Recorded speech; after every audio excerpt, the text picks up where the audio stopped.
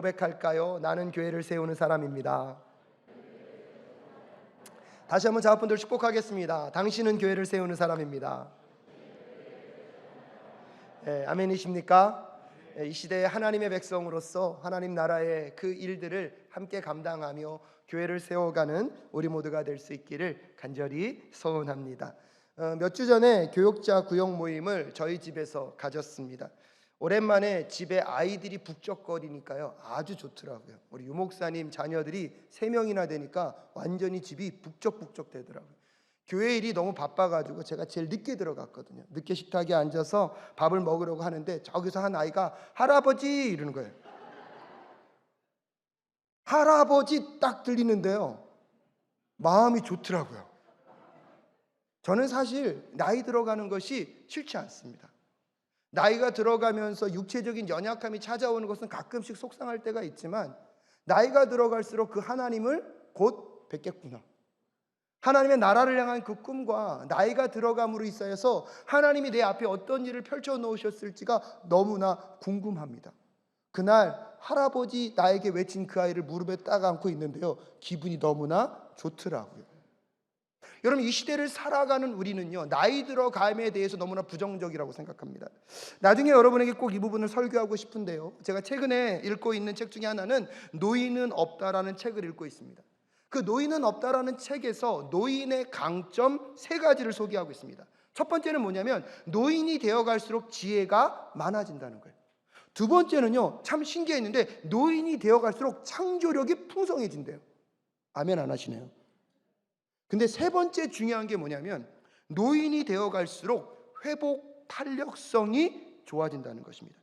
여러분, 회복 탄력성이 무엇이냐면 스트레스에 대처하고 기초적인 기능을 회복하는 능력으로서요 노인에 들면 이 능력이 다방면으로 증진된다고 합니다.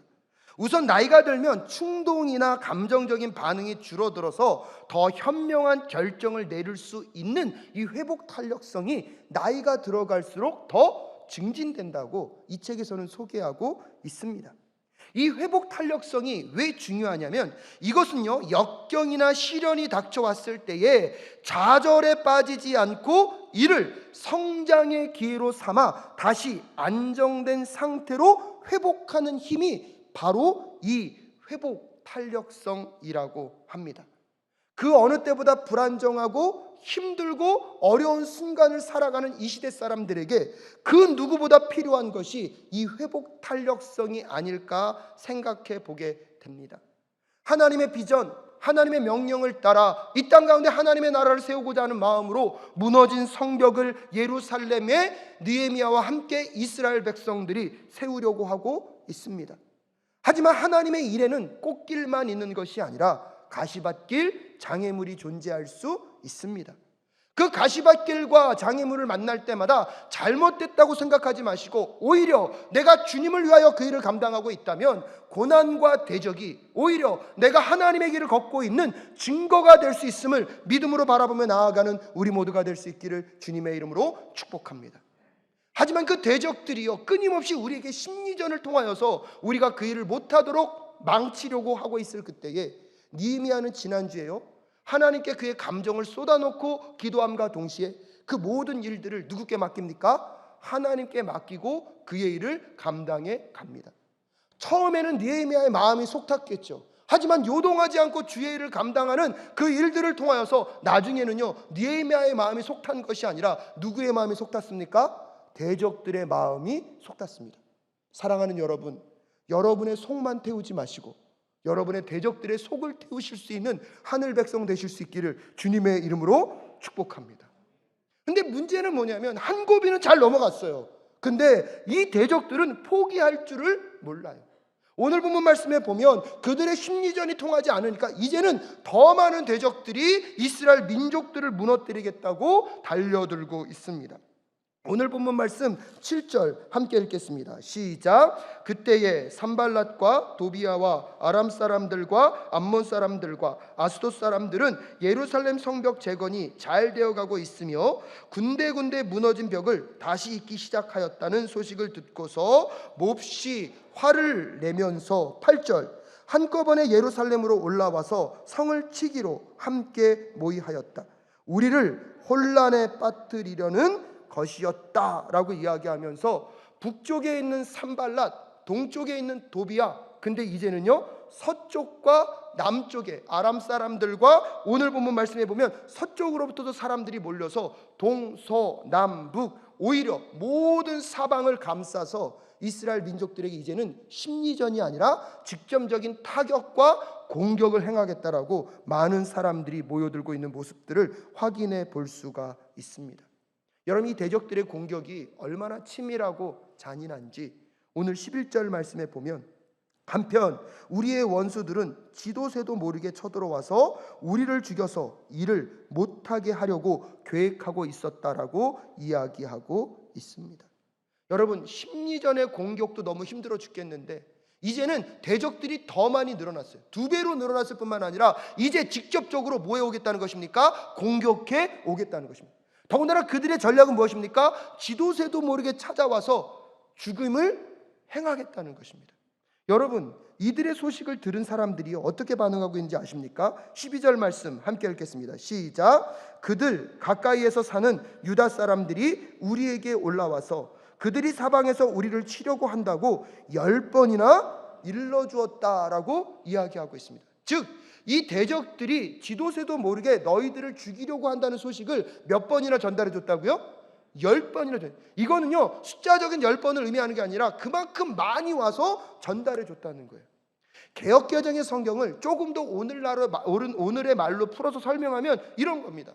성벽을 재건하고 있는 사람들에게 찾아가서 이렇게 얘기하는 거예요. 지금 성벽을 재건할 때가 아닙니다. 그만 돌아오세요. 당신도 우리 가족도 이제 다 죽게 생겼는데 뭘 위해서 그렇게 열심히 성벽을 재건하고 있습니까? 성벽 공사가 웬 말입니까? 지금이라도 빨리 여러분의 가정에게 돌아가서 여러분 가족이라도 지키십시오라고 많은 사람들이 찾아와서 자꾸 성벽 공사하는 사람들의 마음 가운데 대적들의 계획을 알릴 뿐만 아니라 이 성벽 재건을 멈추고 어디로 돌아가라? 당신들의 집으로 돌아가라는 말을 반복적으로 하고 있는 장면들을 보여주고 있는 것입니다. 상황들이 그만큼 긴박하고요, 위험이 턱밑같이 내려와 있습니다. 이런 긴박한 상황 속에 이스라엘 사람들의 마음은 어떠했겠습니까? 산발락과 도비아의 비난과 비웃음 속에 마음은 낮아질 대로 낮아져 있었고요, 지금까지 성공한 것보다는 실패를 더 많이 경험해서 패배감과 우울감으로 가득 차 있는 이 이스라엘 민족들 속에 이제는 대적들이 한 곱이 넘었다고 생각했더니 더 많은 대적들이 몰려와서 그들을 죽인다는 소문만이 그들의 귀에 들려오고 있습니다. 여러분, 인생은 왜 그럴까요? 고비가 오는 건 괜찮은데 한 번에 한 건씩만 왔으면 좋겠는데 고비는 꼭 오면요 어떻게 오죠? 어떻게 하셨어요? 몰려서 와요. 그러니까 오늘 이스라엘 민족들에게도 가뜩이나 노동도 힘들고 어려워 죽겠는데다가 이 산발락과 도비아의 그 비아냥거림 속에 마음은 바닥으로 무너져 있는데 그래도 잘 건디고 버팅겨서 여기까지 왔는데 조금은 나아져야 하는데 나아지기는커녕 오히려 더 많은 대적들이 달라붙어서 이제는 뭐 하겠다고요? 죽이겠다고 달려들고 있습니다. 여러분, 이런 소식 가운데 외적인 공격도 문제인데 더 심각한 문제는 이제 내면적인 사람들의 마음이 무너지고 있다는 것입니다. 오늘 보면 10절 말씀에 보면 이스라엘 민족들에게 어떤 노래가 시작되고 있습니까? 함께 읽겠습니다. 시작. 그런데 유다 사람들 사이에서 이런 노래가 퍼지고 있었다. 흙더미는 아직도 산더미 같은데 짊어지고 나르다 힘이 다 빠졌으니 우리 힘으로는 이 성벽 다 쌓지 못하리. 성경학자들에 의하면 이 구절은 그 당시 성벽 재건했던 사람들이 입으로 노래하며 부르면서 성벽을 쌓았던 노래래요. 근데 여러분, 노래의 내용을 보면 쌓고 싶어요, 고만하고 싶어요. 이런 노래를 왜 불렀는지 모르겠어요. 근데 그 정도로 지금 이스라엘 민족들의 마음은요 점점점 어디로 가고 있습니까? 바닥으로 가고 있는 거예요. 쌓아도 문제는 해결되지 않는 것 같고 여전히 해야 할 일들은 산더미같이 쌓여 있어서 오히려 시작한 것보다 못한 상황에 놓여 있는 이스라엘 민족들의 마음. 일은 하고 있는데 이 일이 성공으로 끝나는 것이 아니라 실패할 것처럼 여겨져서 마음 가운데 깊이 절망이 깊이 찾아오고 있는 이 순간은요, 정말 이제 이 성벽 재건의 가장 위기이고 심각한 상황입니다. 외부적인 공격이야 방어하면 되지만 내부적으로 무너지는 이 마음은요, 누가 잡아줍니까? 오히려 이것이 한번 무너지면요, 이 바닥까지 내려가는 이 심령을 어떻게 할 수가 없습니다. 혹시 오늘 이 예배를 참여하는 우리 성도님들 삶 속에 마음이 이 심령으로 무너지고 있는 분들이 계시다면 오늘 느헤미야의 외침이 꼭 들려줄 수 있기를 주님의 이름으로 축복합니다. 제대로 해결되는 문제는 하나도 없고 내 인생에는 잘 되는 게 하나도 없어서 마음과 심령은 힘들어서 예배의 자리에 나왔음에도 불구하고 예배드리고 싶지 않은 마음, 오히려 예배 자체가 마음 가운데 부담이 되고 짐이 되는 분들이 혹시 이 자리에 계십니까? 여러분, 그럼에도 포기하지 마시고 그 절망의 순간에 느헤미야의 기도가 여러분의 기도 되실 수 있기를 주님의 이름으로 축복합니다. 성벽 재건의 역사 속에 가장 큰 위기를 맞이하고 있는 이스라엘 민족 속에 여러분, 느헤미야는 어떻게 반응하고 있을까요? 첫 번째로 9절의 말씀을 함께 읽겠습니다. 시작. 그래서 우리는 한편으로는 우리 하나님께 기도를 드리고 다른 한편으로는 경비병을 세워 밤낮으로 지키게 하였다. 여러분, 첫 번째로 느헤미야는요, 다시 기도하고 있습니다. 느헤미야는요, 기도의 사람이었습니다.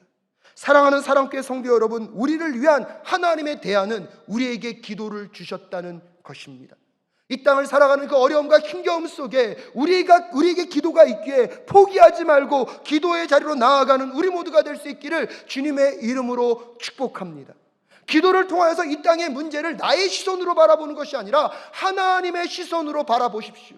기도를 통해서 이 땅의 문제를 나의 생각, 나의 지혜로 풀어가는 것이 아니라 하나님의 가슴, 하나님의 뜻대로 이 땅의 것들을 해석해낼 줄 아는 그리스도인들이 되실 수 있기를 주님의 이름으로 축복합니다. 여전히 환경은 요동치고 환경은 힘들고 고난의 순간이 우리에게 놓여있다 할지라도 하나님의 관점으로 그 문제를 볼 수 있는 능력, 하나님의 지혜와 하나님의 가슴으로 그 환경을 해석해내는 자들이 이 땅이 감당치 못할 하늘 백성의 삶으로 승리의 삶을 살아가게 될 줄로 믿습니다.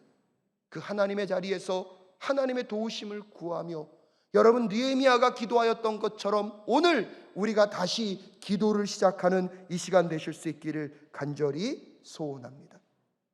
기도함과 동시에 두 번째로 느헤미야는요, 자신이 할 수 있는 최선을 다했던 리더였습니다. 대적들의 공격 소식을 듣고 그는 먼저 경비병을 오늘 본문 말씀에 보면 세우고 있습니다. 한편으로는 우리 하나님께 기도를 드리고 다른 한편으로는 경비병을 세워 밤낮으로 지키게 한 사람이 느헤미야입니다. 믿음의 사람은요, 기도만 하는 사람이 아닙니다.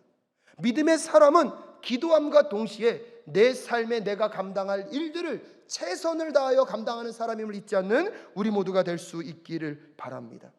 그래서 마틴 루터는 이렇게 얘기합니다. 모든 것이 하나님께 달린 것처럼 기도하라. 모든 것이 하나님께 달린 것처럼 무엇하라? 기도하라.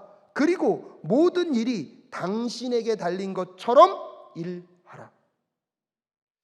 13절에 보면요, 이 느헤미야가요, 이 성벽을 재건함에 있어서 경비병력이 필요한 걸 알고 13절에 이렇게 경비병력을 세웁니다. 13절. 그래서 나는 백성 가운데서 얼마를 가문별로 칼과 창과 활로 무장시켜서 성벽 뒤 낮은 빈터에 배치하였다라고 이야기하고 있습니다. 인원이 적기 때문에 적은 인원으로 가장 효과적인 경비를 쓰는 방법으로 느헤미야는 무엇을 선택하고 있습니까? 가문별로, 가정별로 팀을 짜서 그 사람들이 누굴 지키도록요? 자기의 가정을 지키도록. 다른 사람을 지키는 것도 좋은 일이지만 그것은 동기부여가 확실치 않다는 거예요. 최소한 이 위기 상황 가운데 너희들이 누구를 지켜라? 너희의 가족들을 지켜라. 여러분, 이것만큼 강력한 동기부여가 어디 있겠습니까? 아무리 힘들어도 나의 가정의 생명은 누가 지킨다? 내가 지킨다는 심정으로 경비를 설하는 것입니다. 그리고 나서 그 다음에 느헤미야가 뭘 지시하고 있습니까? 여러분 기억해 보십시오. 죄송합니다. 13절에 보면, 후반절에 보면 칼과 창과 활로 무장시켜서 성벽 뒤 낮은 빈터에 이 무장한 사람들을 뭐하고 있습니까? 배치시키고 있습니다. 왜 이게 탁월한 방법이냐면 전술을 아는 분이 그런 설명을 했더라고요, 책에서. 지금 느헤미야는 의도적으로 빈터 넓은 곳에 무장한 병력들이 배치되도록 했습니다. 이건 무엇을 의미하냐면 외부에 공격하는 사람들이 쳐들어왔을 때 무장한 세력들을 쉽게 볼 수 있는 곳에 이 무장한 사람들을 배치시켰다는 거예요. 즉 무장한 사람들이 안에서 딱 배치되고 있기 때문에 공격하러 오려는 사람들이 쉽게 공격할 수 있습니까? 없습니까? 그래서 미리 사전에 공격하라는 사람들의 공격 의지를 막기 위해서 느헤미야가요, 아까 말씀드렸던 것처럼 가족별로 구분시켜서 가족을 지키게 함과 동시에 빈터 넓은 곳에 의도적으로 무장한 사람들을 딱 배치시켜서 우리 지금 뭐 할 준비 됐어? 싸울 준비 됐어. 함부로 공격해 오지 못하도록 그들의 공격 의지를 꺾고자 하는 아주 중요한 전술 중에 하나라고 합니다. 이 점을 보더라도 여러분, 느헤미야가 얼마나 탁월한 전술가인지를 알 수 있습니다. 느헤미야는 위기 가운데 기도했던 사람이고요, 기도만 한 것이 아니라 그가 갖고 있는 지혜와 은사를 동원하여서 문제를 해결하려고 최선을 다하고 있습니다. 근데 이런 노력하는 가정 가운데 그럼에도 불구하고 문제가 있습니다. 사람들 사이에는 여전히 두려움이 가득 차 있다는 것입니다. 오늘 14절 말씀에 보면요, 백성이 두려워하는 것을 보고 나는 귀족들과 관리들과 그 밖의 백성들을 격려하였다라고 이야기하고 있습니다. 여기서 세 번째로 느헤미야는요, 하나님의 언어로 백성들을 위로하고 있습니다. 여전히 두려움에 떨고 있는 그들을 향하여서 오늘 느헤미야가 어떻게 격려하고 있습니까? 14절 말씀 다시 한번 읽겠습니다. 시작. 백성이 두려워하는 것을 보고 나는 귀족들과 관리들과 그 밖의 백성들을 격려하였다. 그들을 두려워하지 말아라. 위대하고 두려운 주님은 기억하고 형제 자매와 자식과 아내와 가정을 지켜야 하니 싸워라 라고 느헤미야는 독려하고 있습니다. 이스라엘 백성들 마음 가운데 있는 절망, 우울, 낙심, 비난 속에 갈기갈기 찢겨진 그 마음의 심정, 외적의 공격의 소식을 듣고 자기를 죽이겠다고 달려드는 그 대적들의 공격 앞에 마음이 무너질 대로 무너져 있는 그들을 향하여서 느헤미야는 기도했습니다. 기도할 뿐만 아니라 그가 할 수 있는 최선을 다하고 있지만 여전히 사람들의 마음 가운데는 두려움과 걱정이 가득 차고 있을 때 여러분, 하나님의 사람은 하나님의 언어로 그들을 격려합니다. 그들을 두려워하지 마십시오. 위대하고 두려운 주님을 기억하십시오. 두려움에 꽂혀있는 그들의 시선을 하나님께로 옮기는 것이 하나님의 사람들이 해야 할 일인 줄로 믿습니다. 문제에 빠져있는 우리의 시선을 하나님께로 옮기는 자들이 되실 수 있기를 주님의 이름으로 축복합니다. 여러분 마음과 있는 두려움과 걱정과 염려와 근심을 다시 하나님 앞에 내려놓고 하나님이 함께 싸워주고 계심을 믿음으로 고백하며 나아가는 우리 모두가 될 수 있기를 주님의 이름으로 축복합니다. 그래서 느헤미야는 20절에서 우리 하나님이 우리 편이 되어서 싸워주신다라고 이야기하고 있습니다. 디모데후서 1장 7절에 보면 하나님께서는 우리에게 비겁함의 영을 주신 것이 아니라 능력과 사랑과 절제의 영을 주셨다고 이야기하고 있습니다. 개역개정에서는 하나님이 우리에게 주시는 것은 두려워하는 마음이 아니요 오직 능력과 사랑과 절제한 마음이라고 이야기하고 있습니다. 사랑하는 사랑교회 성도 여러분, 여러분 마음과 있는 두려움과 염려와 걱정과 근심을 다 하나님께 내려놓고 여러분의 시선을 하나님께 고정하며 나아가는 우리 모두가 될 수 있기를 주님의 이름으로 축복합니다. 여러분의 마음에 부정적인 생각, 여러분의 마음에 안 된다는 생각, 여러분의 마음에 원통과 슬픔과 좌절은 어디로부터 왔습니까? 하나님을 바라보지 못할 때 세상의 가치관과 세상의 생각이 우리를 조금씩 좀먹으며 우리의 마음과 심령을 더 낮은 곳으로 끌고 가는 그 순간 여러분이 하나님의 언어로 주변 사람들을 살려내는 그 그리스도인의 리더가 되실 수 있기를 주님의 이름으로 축복합니다. 근데 혹시 여러분이 여러분 내면에 들려오는 소리에 여러분이 여러분의 스스로를 잠잠케 하고 침묵시키고 계시지는 않습니까? 여러분 내면 가운데 하나님의 영적인 그 언어가 회복될 수 있기를 주님의 이름으로 축복합니다. 두려워하지 마십시오. 하나님을 기억하며 다시 일어서시는 우리 모두가 될 수 있기를 주님의 이름으로 축복합니다. 근데 여러분, 사실 이 전쟁을 가만히 들여다보십시오. 여러분, 이스라엘 백성들이 두려워할 이유가 있습니까? 엄밀한 의미에서 보면 이 이스라엘 백성들이 성벽을 재건하는 것은 이미 느헤미야가 누구의 허락을 받은 것입니까? 아닥사스다 왕의 허락을 받고 성벽을 재건하고 있는 합법적인 공사입니다. 오히려 이 일은요, 왕의 칭찬을 받을 일이죠. 근데 오히려 대적자들은요, 뭐라고 거짓말합니까? 이 성벽을 재건함으로 너희들이 왕을 대적하려고 하는 것이냐, 이 성벽을 재건한다는 소식이 왕에게 들리면 너희들은 곧 왕에게 징벌을 받을 것이다. 두려워하게 만들면서 그들이 성벽 재건을 방해하고 있습니다. 엄밀한 의미에서 보면 여러분, 이스라엘 민족들이 왕에게 벌받을 사람들이 아니라 진정으로 벌받을 사람들은 왕이 공식적으로 인정한 성벽 재건을 파괴하고 있는 그 대적자들이라는 사실을 꼭 기억하실 수 있기를 주님의 이름으로 축복합니다. 여러분, 하나님 앞에 정죄받을 사람들이 아니라 하나님 앞에 보호받을 하나님의 백성인 줄로 믿습니다. 근데 세상이 말하는 그 소리에, 세상이 말하는 그 위협 가운데 왜 두려워 떨고 계십니까? 오늘 예수 그리스도 안에서 여러분의 마음 가운데 두려움이 떠나가실 수 있기를 주님의 이름으로 축복합니다. 오히려 하나님의 영적인 언어가 회복되어서 여호와 하나님을 바라보며 내 마음 가운데 근심과 걱정과 두려움과 절망이 사라지는 역사를 경험하는 이 시간 되실 수 있기를 주님의 이름으로 축복합니다. 느헤미야는 그 하나님의 언어로 주변 사람들을 격려하며 하나님의 역사를 이루어가고 있습니다. 그랬더니 여러분, 어떤 일이 벌어집니까? 15절 말씀 함께 읽겠습니다. 시작. 드디어 우리의 원수들은 자기들의 음모가 우리에게서 새나갔다는 것을 알게 되었다.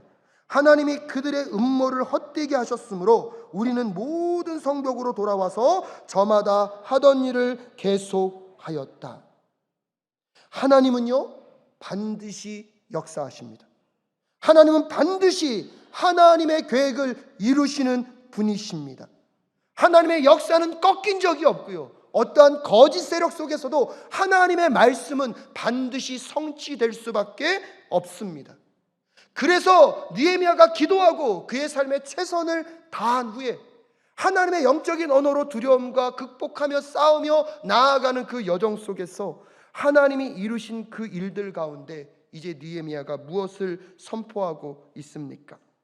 하나님께서 행하신 일들을 영광스럽게 하나님께 영광을 돌리는 모습을 볼 수가 있습니다.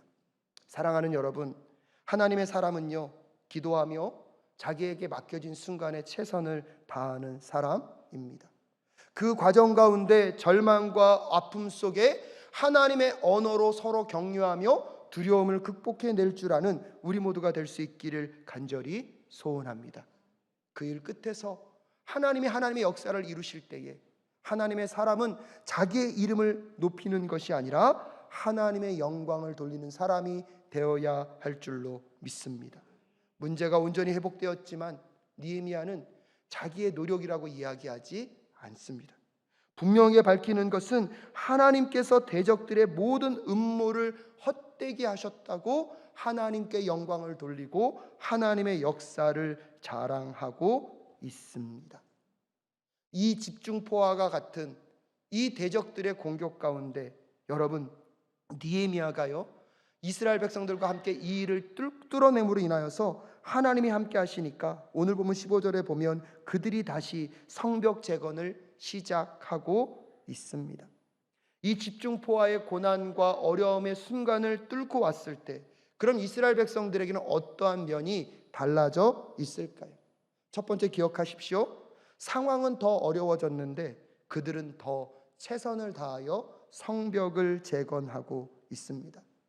대적들의 계획이 헛되게 되었다는 것을 그들은 알았지만 긴장을 놓치지 않고요, 오늘 본문 16절 이후에 보면 더 경계를 강화하고 있습니다. 무엇보다도 그들이 이제 일을 할 때에는 한 손에는 무기를 들고 한 손으로는 뭘 날라야 됩니까? 돌을 날라야 됩니다. 여러분 생각해 보십시오. 이전에는 두 손으로 일을 했습니다. 근데 이 대적들의 공격이 있은 이후부터는 이제는 한 손에는 칼을 들고 한 손은 뭐예요? 짐을 날라야 돼요. 여러분, 두 손으로 일하는 게 편합니까? 한 손으로 일하는 게 편합니까? 이건 해본 분들만이 압니다. 박스를 나를 때도 두 손으로 나르는 것과 한 손으로 나르는 게 뭐가 더 어렵습니까? 한 손이 훨씬 어렵습니다. 그런데 오늘 이스라엘 민족들이요, 이제는 한 손에는 칼을 들고 한 손으로 짐을 나르고 있어요. 두 손을 써야 하는 사람들은 몸에다 뭘 달고요? 칼을 달고 일을 감당하고 있어요. 일의 상황은 더 어려워졌어요. 근데 놀라운 건 21절 말씀에 보면 이들이 이른 새벽부터 별이 보일 때까지 불평 없이 일을 하는 모습들을 우리는 만나게 됩니다. 대적들의 그 집중 포화를 뚫고 오면서 그들은요, 회복 탄력성이 더 좋아졌기 때문에 그 상황 속에 좌절하지 않고 오히려 더 적극적으로 하나님의 일을 감당해내는 것을 알 수가 있습니다. 그리고 두 번째, 새로운 무언가를 도입하게 되었는데요, 그게 무엇이냐면 나팔 신호로 서로 소통하는 것들을 준비하였다는 것입니다. 느헤미야가 우리에게 일이 많아졌고 지역이 넓다는 것을 이스라엘 민족에게 말하면서, 행여나 우리가 멀리 떨어져 일하고 있는데 누군가가 공격해 올 때 나팔 소리가 들리면 그곳으로 뭐 하라는 것입니까? 모이라는 것입니다. 오늘 20절 말씀 함께 읽겠습니다. 시작. 어디서든지 나팔 소리를 들으면 그 소리가 나는 곳으로 모여와서 우리와 합세하여라. 우리 하나님이 우리 편이 되어서 싸워 주신다라고 이야기하고 있습니다. 이스라엘 민족들은 대적들의 이 집중 포화를 통과해 가면서 혼자는 이겨낼 수 없다는 것을 깨닫게 된 것 같습니다. 하지만 함께하게 될 때 이 어려움과 힘겨움을 이겨갈 수 있다는 것들을 그들은 학습할 수 있었던 것 같습니다. 마태복음 18장 20절에서도 두세 사람이 내 이름으로 모여 있는 자리, 거기에 내가 그들과 함께하겠다고 하나님은 약속하고 계십니다. 사랑하는 사랑교회 성도 여러분, 여러분의 삶의 어려움과 힘겨움을 만나는 그 자리에서 주변 사람들에게 도움의 나팔을 부실 수 있기를 주님의 이름으로 축복합니다. 혼자 그 일을 감당하지 마시고 주변 사람들에게 도와달라고 외칠 수 있는 우리 공동체 될 수 있기를 간절히 소원합니다. 또한 그 외침이 들렸을 때 우리 사랑교회 성도님들 한마음으로 그 자리에 달려가서 그 어려움의 문제들을 함께 풀어내고 함께 기도할 줄 아는 우리 사랑교회 공동체가 될 수 있기를 간절히 소원합니다. 전도서 4장 12절 말씀에 혼자 싸우면 지지만 둘이 힘을 합하면 적에게 맞설 수 있다. 세 겹줄은 쉽게 끊어지지 않는다라고 우리에게 말해주고 있습니다. 사랑하는 사랑교회 성도 여러분, 어려움이 처해 있을 때 우리 사랑교회에 중보기도의 나팔이 있다는 사실을 꼭 기억하실 수 있기를 바랍니다. 세상으로 나아가 여러분 혼자 싸우는 그 순간에 어려움과 힘겨움이 찾아올 때마다 사랑교회로 중보기도의 나팔을 부실 때에 우리 사랑교회가 여러분을 위하여서 함께 기도하는 공동체가 되도록 노력하겠습니다. 여러분의 삶에 어려움과 힘겨움의 소리가 있을 때 사랑교회에 알려주시면 사랑교회가 함께 그 현장으로 찾아가 여러분의 어려움과 함께 울고 웃어주는 공동체가 되어 드리겠습니다.